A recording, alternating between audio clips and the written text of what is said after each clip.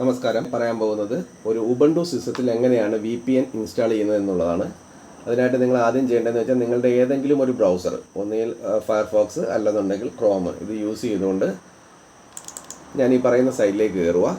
ഫസ്റ്റിലെ പോകേണ്ടത് https://evpn.kerala.gov.in ഈ സൈറ്റിലേക്ക് പോവുക. നമ്മളാദ്യം അവിടെ ഈ സൈറ്റിൽ വരുമ്പോൾ നമ്മൾക്ക് കിട്ടുന്നൊരു വിൻഡോ ഇതാണ്.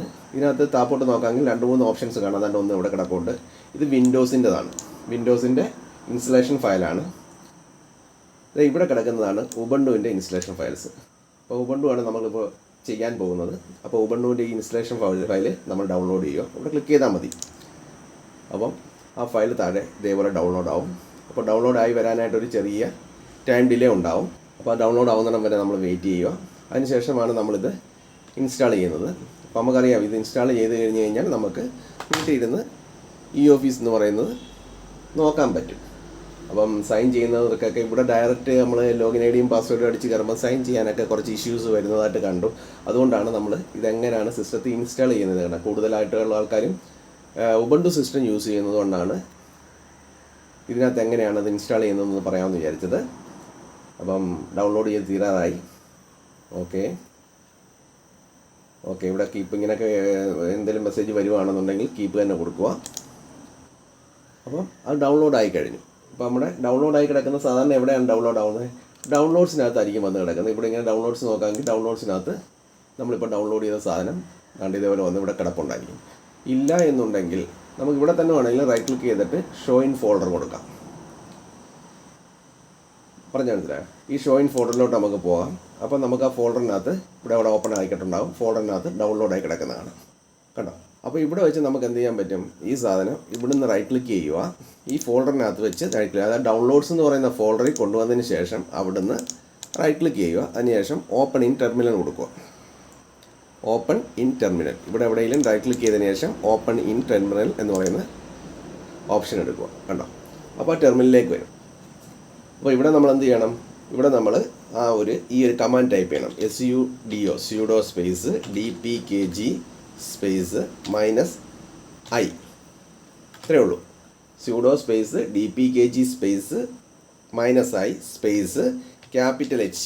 കാരണം ഈ ഒരു ഡൗൺലോഡായി വന്ന ആ ഒരു ഡബ് ഫയൽ എന്ന് പറയുന്നത്, ആ ഡബ് ഫയലിൻ്റെ സ്റ്റാർട്ടിംഗ് ആണ് HY. അത് കറക്റ്റ് അതേപോലെ അടിക്കുക. അതുപോലെ HY ഒക്കെ അടിച്ചതിന് ശേഷം ടാബ് പ്രസ് ചെയ്താൽ മതി. ടാബ് പ്രസ് ചെയ്യുമ്പോൾ അതിൻ്റെ ആ പേര് കറക്റ്റായിട്ട് അവിടെ വരും. അതിനുശേഷം നമ്മൾ എൻ്റർ കീ അടിക്കുക. അപ്പം നമ്മുടെ സിസ്റ്റത്തിൻ്റെ പാസ്വേഡാണ് കൊടുക്കേണ്ടത്. നമ്മുടെ സിസ്റ്റത്തിൻ്റെ പാസ്വേഡ് ഞാൻ അവിടെ ടൈപ്പ് ചെയ്യുകയാണ്.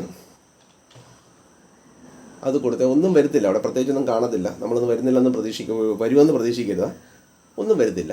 അപ്പോൾ അതിനുശേഷം എൻ്റർ കീ അടിക്കുക. സാധനം ഓട്ടോമാറ്റിക്കായിട്ട് ഇൻസ്റ്റലേഷൻ സ്റ്റാർട്ട് ചെയ്തിട്ടുണ്ട്. അപ്പോൾ അത് ഇച്ചിരി സമയം എടുക്കും ഇൻസ്റ്റലേഷന് വേണ്ടിയിട്ട്.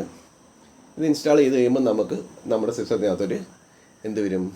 ഒരു ഐക്കൺ കാണാം. അപ്പോൾ ഡൗൺലോഡ്സ് ആയി കഴിഞ്ഞു, അത് ഇൻസ്റ്റലേഷൻ കഴിഞ്ഞു.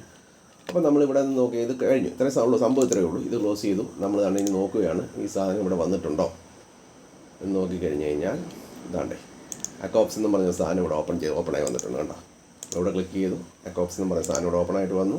ഈ ഓപ്പണായിട്ട് വരുമ്പോൾ തന്നെ ഇവിടെ റൈറ്റ് ക്ലിക്ക് ചെയ്തിട്ട് നമ്മൾ ആഡ് ടു ഫേവറേറ്റ്സ് എന്ന് കൊടുത്തു കഴിഞ്ഞാൽ അത് അവിടെ ഇരുന്നോളും. പിന്നെ അത് ക്ലോസ് ചെയ്താലും അത് പോകത്തില്ല. അതൊക്കെ നിങ്ങൾക്ക് അറിയാമെന്ന് തോന്നുന്നു.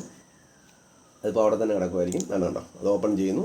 ഇവിടെ ഫസ്റ്റ് വരുന്ന അവിടെ സെർവർ അഡ്രസ്സ്, അവിടെയാണ് നമ്മൾ evpn.kerala.gov.in.